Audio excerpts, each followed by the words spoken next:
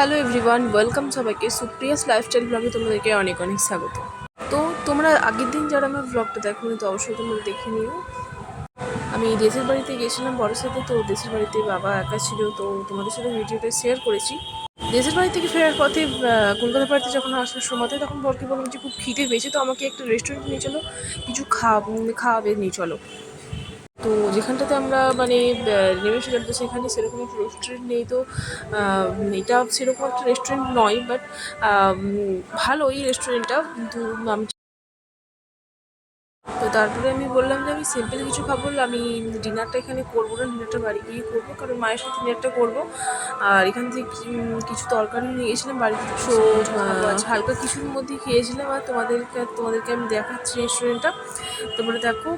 ভালোই, বেশ খারাপ না, ছোটোর মধ্যে বেশ ভালো রেস্টুরেন্টটা। আর মানে আইসক্রিমও খেয়েছিলাম, আর হালকা কিছু অর্ডার করেছিলাম, সেরকম কিছু অর্ডার করিনি। আর এখানে দেখো আমাদের চলে এসেছো, তো আমরা এখানে অর্ডার করেছিলাম চিকেন তন্দুরিটা দেখো কত সুন্দর এখানে। আর এটাই বেশ অর্ডার করেছিলাম, আর সেরকম কিছু এখানে আমরা অর্ডার করিনি। চিকেন তন্দুরি পর আমাকে বলছিল যে কিছু খাওয়ার জন্য, কিছু ড্রিঙ্কস, ঠান্ডা কিছু খাওয়ার জন্যে, কিন্তু আমি সেরকম কিছু আমি বললাম যে না, আর কিছু অর্ডার করার দরকার নেই, কারণ আমি চিকেন তন্দুরি আগে একটা আইসক্রিম খেয়েছিলাম।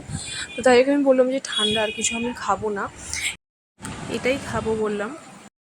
আর এখানে চিকেন তন্দুরিটা আর এখানে সসটা যেটা আছে সেটা আমি সার্ভ করলাম, দেখো। তারপর এখানে তোমাদেরকে দেখাচ্ছি খেয়ে কেমন হয়েছে। দারুণ খেতে ছিল, বেশ ভালোই ছিল, টেস্টি ছিল বেশ। আর এটার পরে সেরকম কিছু খাইনি।